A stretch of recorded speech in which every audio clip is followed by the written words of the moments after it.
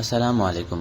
আজকে আমরা সকাল সকাল চলে এসেছি আমাদের মুরগির খামারে। আমরা আমাদের মুরগির খামারে সকাল সকাল চলে এসেছি, তার কারণ হচ্ছে আজকে আমরা আমাদের মুরগিকে কৃমির ওষুধ দেবো। কৃমির ওষুধ মুরগির জন্য অত্যন্ত জরুরি, বিশেষ করে ডিম পাড়া মুরগির জন্য 2 মাস পর পর কৃমির ওষুধ খাওয়ানো খুবই ভালো। তাছাড়া বাড়ন্ত মুরগি এবং ছোটো মুরগিকে কৃমির ওষুধ খাওয়ানো যায়। কৃমির ওষুধ খাওয়ানোর ফলে আপনার মুরগির রোগ প্রতিরোধ ক্ষমতা বেড়ে যায় এবং মুরগি সুস্থ সবল থাকে।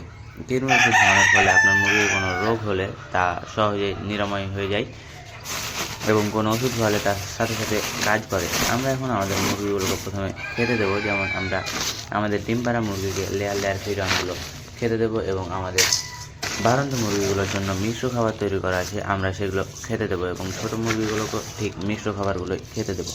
যেহেতু আমরা মুরগিগুলোকে কৃমির ওষুধ খেতে দেবো, তার কারণে আমরা কাল রাত 10টার দিকে এসে পানির পাত্রগুলো টেনে রেখে গিয়েছিলাম, কারণ যদি মুরগিকে পিপাসা না লেগে থাকে তাহলে মুরগি ঠিক মতন পানি খাবে না। এবং এই ওষুধের বিধিবিধান হচ্ছে, এই ওষুধ 1 গ্রাম 1 লিটার পানিতে গুলে মিনিমাম 2 ঘন্টা খেতে দেওয়া যাবে। 2 ঘন্টার বেশি খেতে দিলে মুরগির ক্ষতি হতে পারে, ওষুধের কার্যকারিতা নষ্ট হয়ে যেতে পারে। তার কারণে আমরা আমাদের মুরগিগুলোকে বেশ সামান্য পরিমাণ পানিতে ওষুধগুলো দিয়ে দেবো। আমরা আমাদের মুরগিগুলোকে খেতে দেওয়া শেষ করে দিয়েছি। এবার আমরা আমাদের ড্রাম থেকে কিছু পরিমাণ পানি, যেমন প্রায় 5 লিটার মতন পানি ওষুধে গুলে নেব এবং আমাদের ওষুধগুলো প্রায় শেষ। এখন আমরা আমাদের প্রথমে ডিম পাড়া মুরগিগুলোকে দিয়ে দেবো। যেহেতু আমাদের পানি অল্প পরিমাণ, তাই আমরা একটি করে পট প্রতিটি ঘরে দিয়ে দেবো।